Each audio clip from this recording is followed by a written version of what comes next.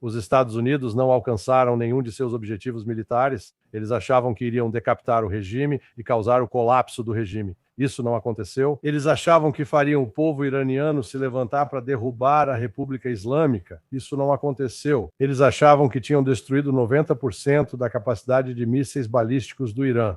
Isso não aconteceu. O Irã foi violentado pelos Estados Unidos e Israel. O Irã negociava de boa fé, mas de repente o atacamos e matamos a cúpula da liderança iraniana. Agora achamos que o Irã ainda quer negociar conosco. Tudo bem. É uma honra receber novamente no estúdio Larry Johnson, ex-analista da CIA, para sua terceira participação. Bem-vindo de volta ao programa. Acho que estou parecendo erva daninha. Ninguém consegue se livrar de mim. Ah, não. A repercussão entre os nossos espectadores é sempre muito forte. E, obviamente, é muito difícil encontrar alguém com o seu nível de experiência e conhecimento em questões de segurança e, claro, operações militares. Então, Larry, minha primeira pergunta é: já faz mais de um mês e estamos entrando no segundo mês desta guerra. Gostaria que você avaliasse o governo dos Estados Unidos e nossas operações até o momento. Na sua opinião, como foram os primeiros 30 dias para os Estados Unidos? Nós desperdiçamos 30 bilhões de dólares que não precisávamos desperdiçar. Desperdício. O custo disso está passando de 1,2 bilhão de dólares por dia. E, na verdade, provavelmente é ainda mais alto agora, porque nas 2 primeiras semanas da guerra, o Irã conseguiu destruir 13 sistemas de radar diferentes. Pelo menos pelo que eu entendi, pelo menos 2, talvez 3 desses sistemas de radar custaram 1,1 bilhão de dólares cada um. Uau! 3 ou 4 dos outros custaram $500 milhões cada um. Então, 500 milhões. Então, os outros estavam, você sabe, na faixa de 100 a 200 milhões. Então, só aí uma perda tremenda. E então vimos 2 dias atrás um AWACS, um avião AWACS I-3 ser destruído. Bem, o motivo de ele estar na região é que ele faz do ar o que aqueles radares terrestres faziam antes. Então, ele está lá para substituir o que realmente não conseguimos substituir. Os Estados Unidos não alcançaram nenhum de seus objetivos militares. Eles achavam que iriam decapitar o regime e causar o colapso do regime. Isso não aconteceu. Eles achavam que fariam o povo iraniano se levantar para derrubar a República Islâmica. Isso não aconteceu. Eles achavam que tinham destruído 90% da capacidade de mísseis balísticos do Irã. Isso não aconteceu. Sabe, eles começaram dizendo, sim, destruímos 90%, agora eles estão dizendo, achamos que conseguimos 1/3, 33%. Eles não sabem, estão só inventando números. Enquanto isso, os Estados Unidos conseguiram dar ao Irã o impulso para assumir o controle do suprimento mundial de petróleo. Antes desta guerra, pode-se dizer que os Estados Unidos, graças ao petrodólar, controlavam o suprimento global de petróleo.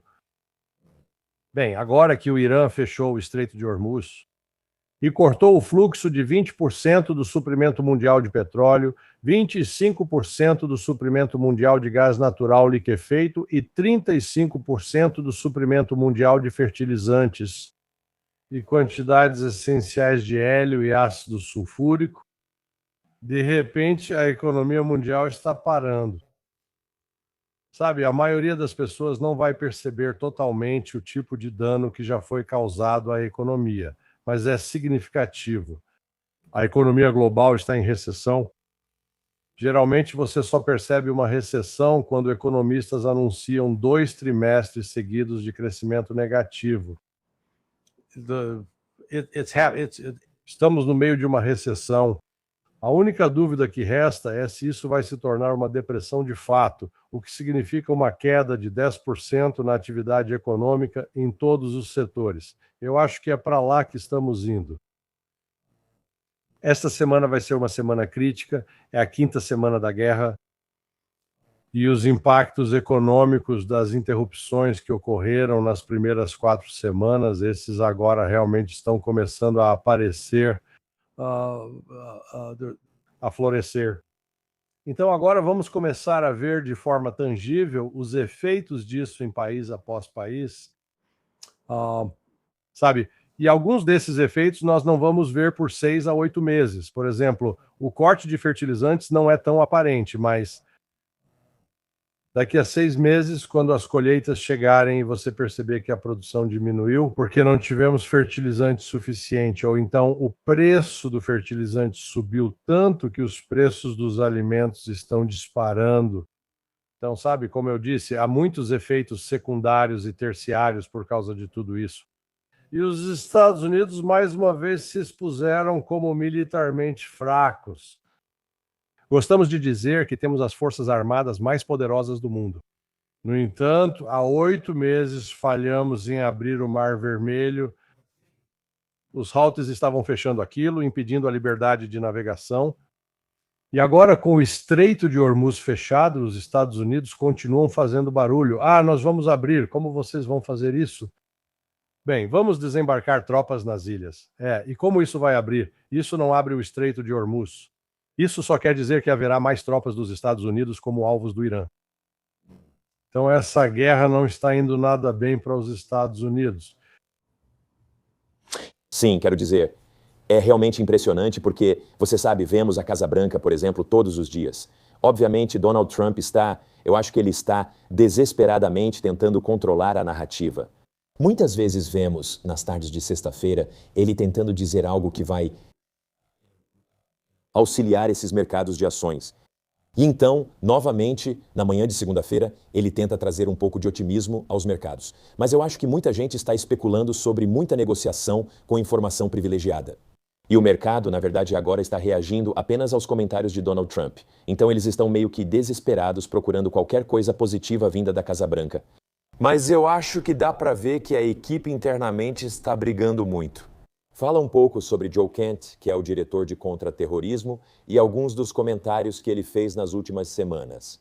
Qual é a sua opinião sobre ele ter renunciado e realmente ter exposto um grande problema para os Estados Unidos?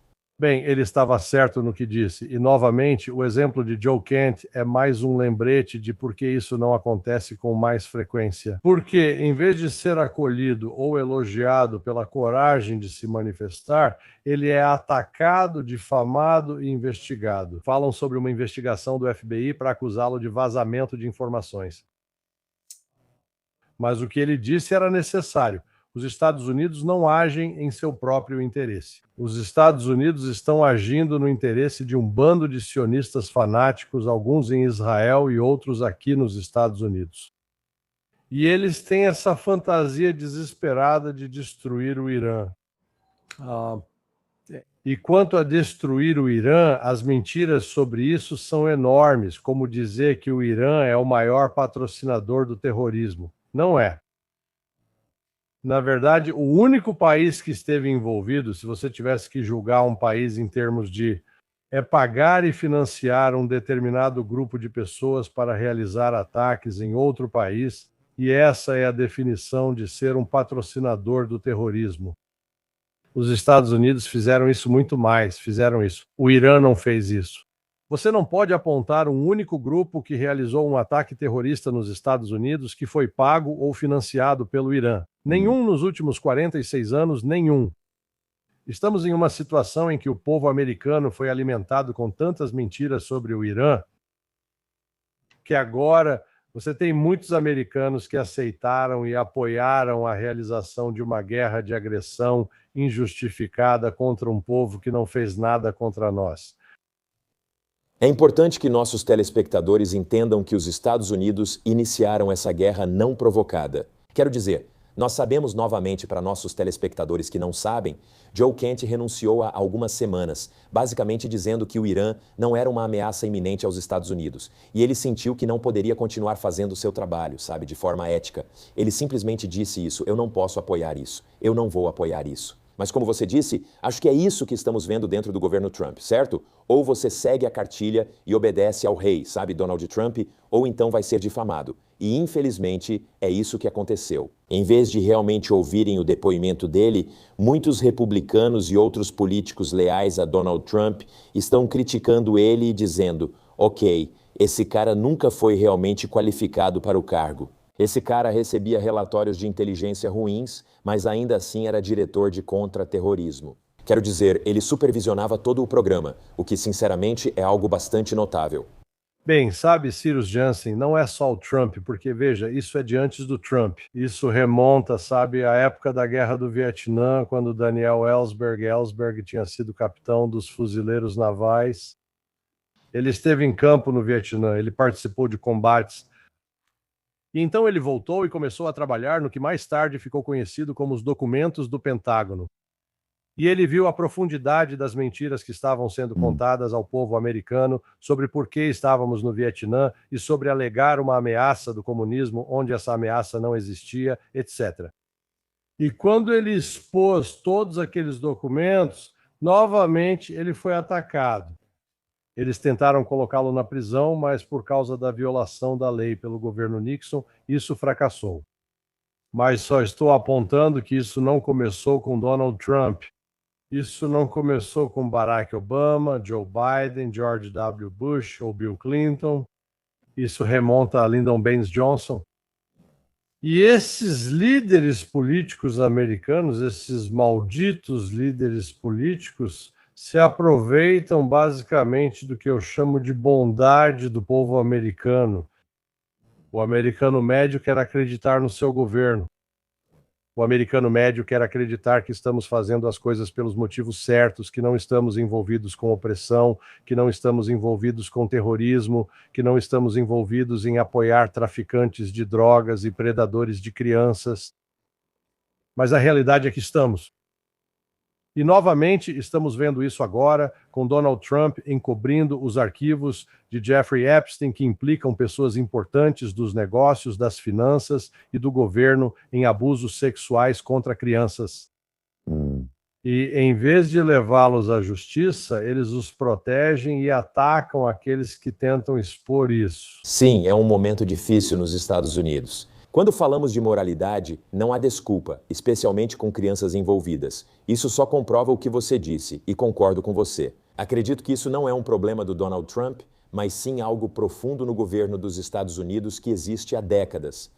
Sabemos que o governo dos Estados Unidos não fala a verdade. Michael Pompeo, ex-diretor da CIA e ex-secretário de Estado, disse: "Fui diretor da CIA, mentimos, enganamos, roubamos, esse era o manual. Assim construímos a CIA." Tudo, sabe, é realmente notável. Mas eu quero abordar uma história maior agora porque eu acho que eu acho que uma invasão terrestre agora é iminente. Acredito que não é uma questão de se, mas de quando. Gostaria de saber sua opinião sobre a logística de uma invasão terrestre. Eu quero saber sua opinião sobre, por exemplo, se os Estados Unidos, se eles, primeiro de tudo, conseguem tomar a Ilha Karg. Para os nossos espectadores aí fora, a Ilha Karg é de onde 90% do petróleo do Irã é exportado. Qual sua opinião sobre a Ilha Karg e uma possível invasão terrestre dos Estados Unidos? Bem, vamos começar com o fato de que a importância da Ilha Karg é exagerada. É um dos 5 terminais de petróleo iranianos. Acho que é usado porque é o mais fácil, mas não é o único. Então, o Irã realmente tem capacidade para desviar as exportações de petróleo para outros terminais. Portanto, não depende de Karg. Mas a primeira questão é: como diabos vamos chegar lá? Quero dizer, gostaria que alguém explicasse como vamos colocar tropas na ilha? Só conheço 3 formas, até inventarem algo como em Star Trek, onde possamos dizer, me teleporta, Scott, e colocar as tropas lá. Uma é fazer um desembarque anfíbio, o que significa que esses navios que transportam a unidade expedicionária de fuzileiros navais, que parecem pequenos porta-aviões, navegam pelo Estreito de Hormuz até a ilha de Karg. Bem, esses navios não passarão pelo Estreito de Hormuz, serão afundados antes de chegar ao norte. Risque essa opção. Isso não vai acontecer. Talvez a gente transporte nossas tropas de avião, sabe? Leva 5.000, sabe? 2 diferentes unidades, leva elas para a Arábia Saudita. Mas temos que encontrar um lugar para colocá-los, para que não sejam atacados. Porque a gente acabou de ver outro dia o ataque na base aérea do Príncipe Saud, que destruiu vários aviões, incluindo o AWACS, e matou e feriu soldados americanos. O governo Trump está encobrindo isso, mas depois coloca eles em embarcações anfíbias e atravessa o Golfo Pérsico para desembarcar ou lançá-los pelo ar. Então você os lança e eles aterrissam. E depois, bem, eles vão entrar em tiroteios. Existem defensores iranianos naquela ilha. O que acontece quando eles ficarem sem munição? Como eles vão ser reabastecidos? Porque se você for trazer aeronaves convencionais de asa fixa, como um C-130 ou um C-141, o C-130 é movido a hélice, o C-141 é a jato.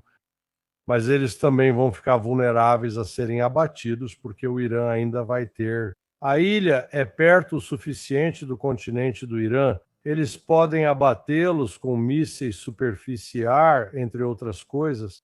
Então, é uma coisa conseguir chegar na ilha e depois. E eles vão dizer: ok, cortamos o fornecimento de petróleo. Ok.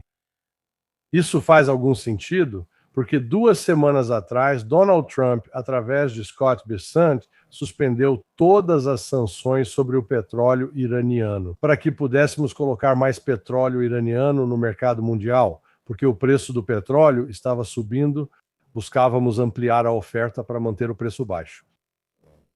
Então agora o sonho dele é que vamos retirar mais petróleo do sistema, o que vai fazer o preço subir. Isso faz algum sentido, pelo amor de Deus? Não. Certo. Ok. Então, além de potencialmente aumentar o preço do petróleo e forçar o Irã a transferir sua produção de exportação para outro local, tomar a ilha de Karg não serve para nada. Estrategicamente, absolutamente nada. Não afeta o fluxo de tráfego ou a falta de fluxo de tráfego pelo Estreito de Hormuz. Então você pensa na possibilidade, bem, eles poderiam desembarcar tropas dos Estados Unidos em Shemesh, essa ilha que fica bem na curva do Estreito de Hormuz. E novamente você percebe que é uma ilha com 150 mil iranianos, muitos dos quais estão armados.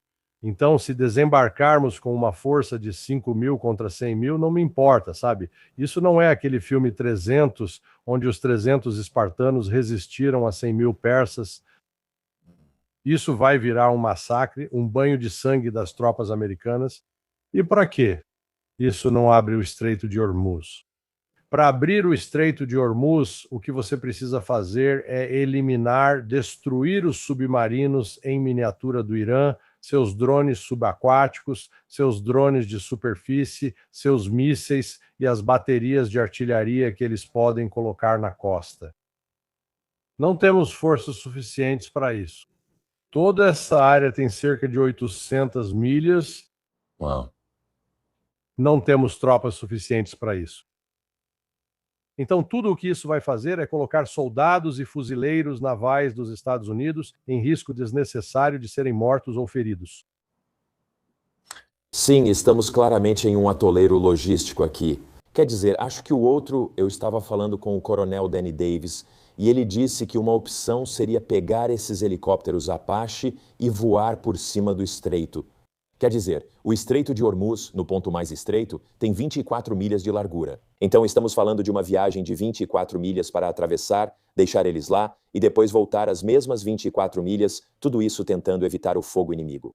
E eu acho que muita gente não entende que o Estreito de Hormuz está fechado não porque soldados iranianos estão na costa, sabe, defendendo aquilo. Eles são protegidos por lançadores de mísseis a 100 ou 200 quilômetros de distância, monitorando remotamente. Qualquer um que passe e não seja autorizado será abatido. Isso é impressionante. Eu realmente acho que estamos em uma encruzilhada agora com essa situação, porque ou seguimos em frente tentando pelo menos tomar uma atitude. Mas como você acabou de apontar, mesmo que tenhamos sucesso, digamos que consigamos desembarcar 5 mil fuzileiros navais lá. Digamos que eles consigam de alguma forma tomar a ilha Karg. Na verdade, isso acaba tendo o efeito oposto. Eu acho que isso, na verdade, a gente pode argumentar que daria ainda mais poder ao Irã. Porque, ótimo, agora você tirou ainda mais petróleo do mercado, o que, como você bem apontou. Bezund, nosso secretário do Tesouro, disse há 2 semanas, vamos suspender as sanções para dar alívio econômico ao mundo, porque o preço do petróleo está uma loucura. Então eu simplesmente não entendo a incompetência vindo da Casa Branca e essa incapacidade de entender esses pontos tão simples. O petróleo é negociado nos mercados mundiais, certo? Não importa se é petróleo russo, chinês ou americano. É petróleo. Existe um preço do petróleo. E isso depende de quantos barris estão circulando no mercado e de onde eles vêm. Assim, elimina o Irã, responsável por 20 a 25% do suprimento mundial. Isso vai disparar o preço do petróleo. Se chegar a $150, a maioria dos economistas concorda que isso causará uma recessão global. É bom, e eu mantenho que nós já estamos em uma recessão global. Não precisamos esperar que os economistas anunciem isso, nós já estamos lá. A questão agora é: isso vai se tornar uma depressão total, o que significa uma queda de 10% na produção. Estamos bem abaixo disso, não estamos na casa de um dígito. Registramos queda econômica de 2 dígitos. E, sinceramente, não vejo como podemos evitar isso agora. Alguns países não serão tão afetados como gravemente. A Rússia é um exemplo disso. A Rússia é autossuficiente em gás natural liquefeito, fertilizantes, etc. E, na verdade, o que a Rússia está fazendo agora é reduzir a quantidade de fertilizantes que está exportando. Certo. Então, em vez disso, e ainda está vendendo petróleo, mas pelo dobro do preço que costumava cobrar. Na verdade, está tendo mais fluxo de caixa com menos petróleo. E, ao mesmo tempo, a Ucrânia realizou ataques a alguns portos lá em São Petersburgo que, neste momento, não estão operando. Então, isso reduz ainda mais a oferta de petróleo no mercado mundial. E, enquanto isso, Trump está dizendo: sim, cara, nós, meu Deus, estamos à beira de um acordo com o Irã para acabar com essa guerra. Ele está mentindo. Ele está mentindo descaradamente. Eles não estão nem perto disso. O Irã não está negociando com os Estados Unidos. O Irã tem algumas comunicações com o Paquistão e o Paquistão repassa mensagens dos Estados Unidos. E em algumas delas o Irã responde e em outras o Irã simplesmente ignora. Certo. Então isso sabe, mas de novo, estamos nos enganando. Sim, existem negociações. E Trump disse isso hoje de manhã, o mercado de ações abriu com alta de 600 pontos. Agora, da última vez que eu vi, já caiu para... bem, ainda está, sabe, em 131. Ok, sabe, caiu. Começou em 600 e caiu 500 pontos hoje. Isso é no Dow. Então, isso sabe, isso é ruim para a economia global. Vai haver outro choque que vai acontecer na quarta-feira, 1º de abril. Os chineses e os indianos estão instituindo um novo sistema em relação à prata, onde basicamente os indianos que querem economizar para a aposentadoria agora podem comprar prata. Isso será nesse mercado específico, algo que não existia antes. Interessante. Então agora eles estão criando um mercado específico que vai acabar aumentando a demanda por prata, o que significa que o preço da prata vai subir. E novamente, a prata é usada em veículos elétricos, celulares, uma variedade de eletrônicos, o que significa que isso vai aumentar o preço dessas coisas. Então estamos em uma espiral inflacionária da qual realmente não temos noção completa de quão ruim ela é. Sabe, Larry, fale um pouco comigo sobre a perspectiva iraniana aqui, porque eu acho que, você sabe, Donald Trump está certamente desesperado para fechar um acordo, mas acho que chegamos a um ponto agora em que qualquer coisa vinda da Casa Branca, basicamente temos que considerar como pura especulação. Sabe, por exemplo, ele disse que 20 barcos passaram pelo Estreito de Hormuz, e isso é um presente do Ayatollah. Sabe, isso é um presente do Irã, é meio que um gesto simpático, é um sinal de respeito. Agências confiáveis monitoraram todas as imagens de satélite na última semana e afirmam que nenhum barco passou por lá. É uma mentira completa do presidente dos Estados Unidos que está inventando coisas. Mas como isso é visto pela perspectiva iraniana? É uma luta pela sobrevivência? Eles chegaram a um ponto em que não há mais negociação para o Irã?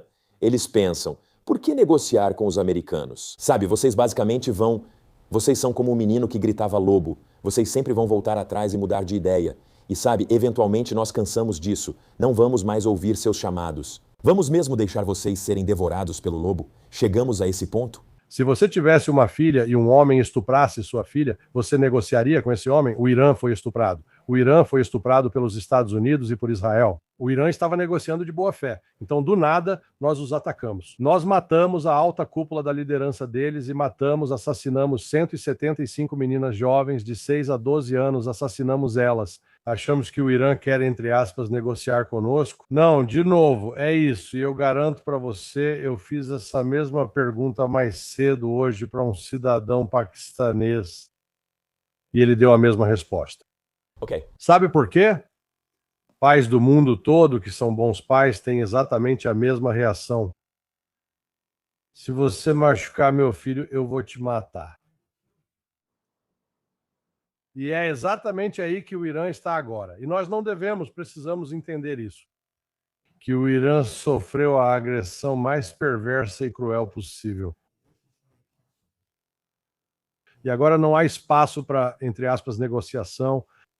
Isso não é como tentar, sabe? Alguém tem uma casa à venda e colocou o preço em 1.100.000 e o mercado está lento. Você quer comprar por 1 milhão e tentar negociar 100 mil a menos, mas esse tipo de negociação não funciona assim.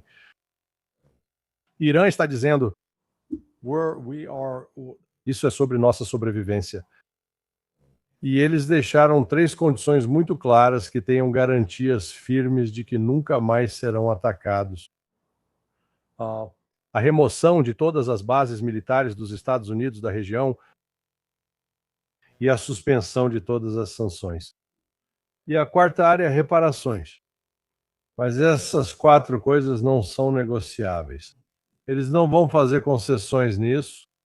Eles não vão dizer, ok, em vez de nenhuma base militar dos Estados Unidos, vocês podem ter 1 ou 2. Qual é o propósito dessa base? O propósito dessa base é nos atacar. Não, nenhuma base. E se você não gostar disso, tudo bem. Nós vamos continuar sufocando vocês economicamente até que sejam forçados a implorar por uma solução. É para aí que isso está indo. Uau. Quero dizer, Larry, você vê algum cenário em que os Estados Unidos, acho que não tem jeito deles mudarem isso, né? Como você mencionou, Irã está em um ponto agora em que eles estão lutando pela sobrevivência. Eles têm suas exigências que estão colocando. Quero dizer, você acha que esse é o caminho alternativo que Donald Trump eventualmente vai ter que seguir? Quero dizer, ele vai ter que engolir o orgulho, perceber que fez uma bagunça completa e total no Oriente Médio, o que, aliás, ele prometeu durante a campanha que não faria e, obviamente, quebrou essa promessa de campanha. Qual a chance dos Estados Unidos aceitarem essas 4 exigências que você mencionou? Eu não acho que seja provável. E é por isso que isso vai continuar até criar uma crise econômica que vai atingir os Estados Unidos. Vamos enfrentar uma estagflação severa, uma combinação de alta inflação e recessão econômica, possivelmente à beira de uma depressão. E será nesse momento que Trump terá mais 6 meses restantes. Isso, ou acho que 8 meses até que ele esteja fora do poder. Quero dizer, os republicanos vão sofrer uma derrota arrasadora na Câmara e no Senado, eu acredito. Quando isso acontecer, criará uma situação curiosa e dará aos democratas escolhas interessantes. Eles podem ir com tudo, tipo, ok, vamos abrir um processo de impeachment contra Donald Trump e levá-lo a julgamento. Acho que, com o apoio de alguns republicanos, eles conseguiriam votos suficientes para condenar Trump. Mas se os democratas forem espertos, e eu sei que isso é um grande se, então, mas eles iriam parar para pensar, sabe o quê? Trump é tão impopular. Quanto mais tempo Trump ficar no cargo, mais ele será um presidente sem força política nesses 2 anos finais. Temos o garoto propaganda da impopularidade, porque o perigo é que, se nos livrarmos dele e J.D. Vance assumir, J.D. Vance é um cara simpático. E J.D. Vance parece ser competente. E J.D. Vance, muito bem, poderia virar o jogo e talvez melhorar as coisas. Então, não acho que os democratas gostariam de arriscar. Duvido que arrisquem com alguém como J.D. Vance. Mas eu disse, eles poderiam simplesmente dizer, sim, vamos nos livrar do Trump, e então J.D. Vance assume. Uma dinâmica totalmente nova entra em ação. Mas o dano econômico que está sendo causado como resultado do fechamento do Estreito de Hormuz, nós só começamos a ver os efeitos. É melhor encarar isso como o começo de uma enchente. E você tem esse prédio e não percebe que a fundação foi levada embora. E então, uma vez que a fundação se foi, a parede vai, pode até parecer forte por fora, mas vai desmoronar. E é aí que toda a fundação foi levada embora. Acredito que em poucos dias veremos o desmoronamento ao redor do mundo. Sim, quero compartilhar uma percepção interessante com você e nossos espectadores. Estava conversando com meu amigo que mora em Sydney, Austrália. Ele disse: Sabe, Cyrus, o governo avisou que temos cerca de 40 dias de petróleo no país. Na verdade, importamos toda a gasolina para a Austrália. Obviamente, isso vai primeiro para as grandes cidades. Então, você está vendo muitas pessoas no interior que vão ter dificuldades para conseguir coisas como gasolina e combustível para seus automóveis, tratores. Ele também afirmou que o grande problema é a crise de diesel para tratores e equipamentos agrícolas, além da crise dos fertilizantes. Por exemplo, os bons amigos dele do setor agrícola não estão plantando agora porque faltam fertilizantes. Você já falou sobre a crise dos fertilizantes e, em 6 ou 7 meses, quando as colheitas ocorrerem, já sabemos que isso vai acontecer na Austrália, certo? É isso, sabe? Então, de novo, acho que um ponto-chave para nossos espectadores entenderem é que mesmo que o Estreito de Hormuz seja reaberto hoje, ok, e tudo voltar ao normal. O dano que foi causado nos últimos 30 dias, vamos chamar assim, vamos chamar de mês de guerra. Isso terá um efeito acumulativo. Em 8 meses, veremos os fazendeiros da Austrália dizendo: desculpem, não tenho produção para oferecer ao país, pois faltou fertilizante e não pude plantar na época certa. Bem, sim, na verdade, lembre-se de que lá na Austrália eles estão no outono. Então, na verdade, eles estão na época da colheita, não na época do plantio. E então, mas se eles já estão sentindo essa pressão, porque estão no final do ciclo, não no começo, em relação ao plantio e à colheita, quando eles começarem a tentar plantar daqui a 5 meses. Então, sabe, setembro lá é como março aqui. Correto. Outubro lá é como abril aqui, porque eles estão no hemisfério sul. Correto. Nesse ponto, eles não vão conseguir plantar. Grandes partes das colheitas deles não estarão disponíveis, então estamos analisando isso agora. Então estamos prevendo que daqui a um ano e meio, vai haver escassez de alimentos ao redor do mundo. Vamos enfrentar potencialmente fome e inanição em certas áreas do mundo. Sim. Foi isso que eu disse. Dá para ver que está chegando. Alguns podem não gostar, mas é o que está por vir. Acho que o principal que nossos espectadores precisam entender é que essa é uma guerra que realmente é global, porque afeta literalmente todas as famílias, todos os países, quando você olha para toda essa questão econômica e para a forma como o nosso mundo funciona simplesmente, certo? Com o fornecimento de petróleo, fertilizantes, coisas assim. Mas, Larry, quero te fazer uma pergunta importante, pois me preocupa que sabemos que Estados Unidos e Israel são estados nucleares. E o que me preocupa nisso é que eu acredito que o Irã realmente demonstrou superioridade militar sobre os Estados Unidos. Pode parecer ousado, mas veja, por exemplo, o USS Lincoln, um dos nossos principais porta-aviões. Tanto o Lincoln quanto o Ford, ambos tiveram que basicamente se retirar da área. Certo. Um deles, segundo o relatório oficial, foi um incêndio na lavanderia, não é? Esse foi o Gerald R. Ford. Ok. Então, o Gerald R. Ford, o relatório oficial do governo dos Estados Unidos, é que houve um incêndio dentro do secador de ar e que foi incontrolável. Ele retorna aos Estados Unidos para reparo e ficará fora de serviço por 12 a 14 meses. Então, uma aeronave de bilhões de dólares que, de alguma forma, querem que acreditemos que um incêndio na lavanderia foi capaz de inutilizar essa incrível peça de armamento, o que não faz nenhum sentido.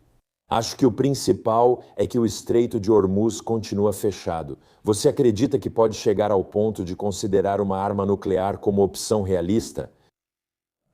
Bem, sim e não. Eu consigo imaginar alguém em uma situação desesperadora querendo que Netanyahu ou Trump usem uma arma nuclear tática. Mas você tem que parar e pensar, ok, para quê? Nós, no Ocidente, fomos criados com a mitologia de que, porque usamos a bomba atômica contra o Japão, eles se renderam. E isso na verdade é uma mentira. Isso não é verdade.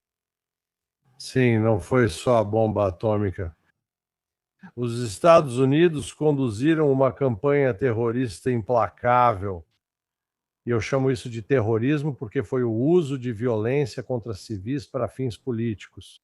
Isso começou em março de 1945 e continuou até 9 de agosto de 1945. E durante esse período, nós matamos mais de 700 mil civis japoneses. E apesar dos bombardeios da última bomba lançada em Nagasaki, o Estado-Maior japonês ainda não estava pronto para se render.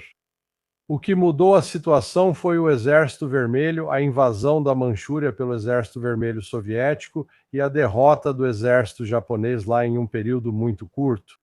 E foi isso que finalmente convenceu os japoneses de que sim, precisavam se render. Então, voltando à sua pergunta, você usa uma ou duas bombas nucleares contra o Irã e mata muitos iranianos. Você pode ter eliminado setores da economia deles, mas ainda há iranianos em todo o território. E ainda existem mísseis em cidades de mísseis que você sabe, basicamente, se a liderança central for destruída, eles continuarão a disparar. Então isso não vai resolver o problema de segurança de Israel de forma alguma. E, francamente, agora, Israel está com sérios problemas. A decisão deles de abrir essa terceira frente na guerra... você sabe, a primeira frente foi atacar Gaza. E nós temos que, quero dizer, honestamente, parar e analisar e dizer, ok, nós temos 300 mil reservistas cercando 30 mil combatentes do Hamas e eles não conseguiram derrotá-los. Certo? Mas nesse processo, Israel acabou criando muito transtorno de estresse pós-traumático entre os reservistas israelenses. A taxa de suicídio é bastante alta. E então, Israel decidiu atacar no exterior junto com os Estados Unidos e agora está em uma campanha contínua. E o Irã, por sua vez, está revidando com mísseis que o jornal israelense Haaretz admitiu outro dia. 80% desses mísseis estão conseguindo passar. Israel não consegue detê-los. E, além disso, Israel decidiu lançar um ataque no sul do Líbano contra o Hezbollah. E os relatos são de que mais de 100 tanques Merkava foram destruídos pelo Hezbollah nas últimas 3 semanas. Apenas 3 dias atrás, o Hezbollah destruiu 21 tanques em um único dia, em um único ataque. Eles emboscaram uma coluna, e por isso Israel está sendo forçado a considerar convocar mais 400 mil reservistas.